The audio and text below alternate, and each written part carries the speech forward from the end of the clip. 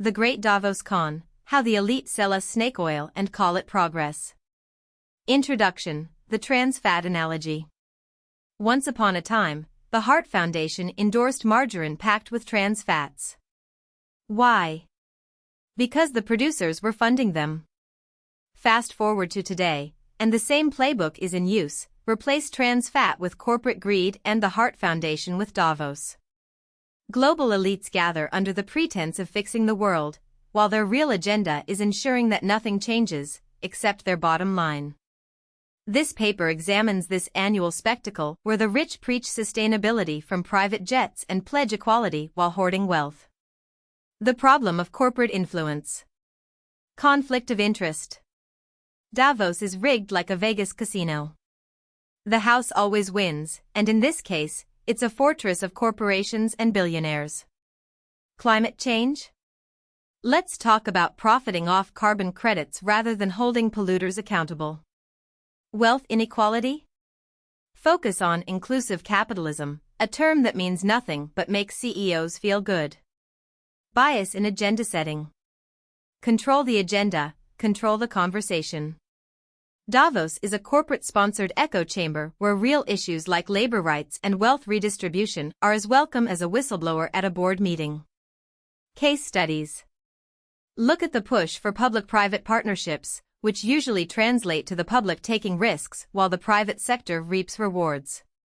Or the endless lip service to stakeholder capitalism, a PR stunt to make you believe corporations care about more than their earnings. The illusion of inclusivity. Tokenism versus genuine representation. Davos loves props. Throw a few activists, indigenous leaders, and NGO heads into the mix, give them a panel, and voila, an illusion of inclusivity. Real power remains with those who can afford the admission price, or get invited as VIPs. Who gets a seat at the table? If you're a corporate exec wanting to shape the global future, Davos rolls out the red carpet. But grassroots activists fighting for labor rights? Good luck getting past the lobby. Exclusion of dissenting voices. Radical thinkers seeking system change? Nowhere to be found. Advocates of degrowth, wealth redistribution, or challenging corporate monopolies? Shut out. Davos is less a debate forum and more a corporate boardroom in disguise. The gap between rhetoric and action. High-level statements versus concrete solutions. Every year, Davos produces elegant reports, verbose declarations, and grand-sounding commitments. Every year, the world stays the same or worsens. Saying something and doing something are two different things. Lack of accountability. What happens if the lofty promises made at Davos aren't met? Nothing.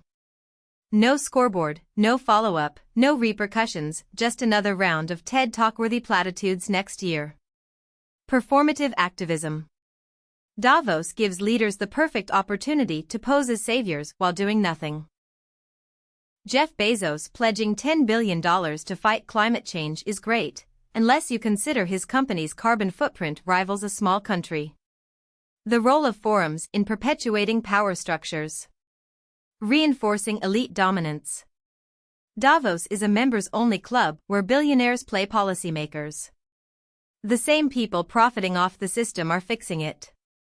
Spoiler alert, their solutions preserve their own interests. Global governance versus corporate governance. Davos is sold as a forum for global cooperation, but in reality, it's corporate lobbying.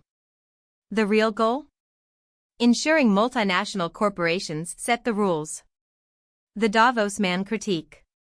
Coined by Samuel Huntington, the Davos Man is an elite globalist who sees national borders, cultural identities, and local economies as obstacles to be bulldozed. Detached from reality, these jet-setters believe they're saving the world when they're tightening their grip on it. Alternatives and reforms. Redesigning global forums. If these forums must exist. Limit corporate influence. Make participation accessible to real changemakers. Set up accountability measures for commitments.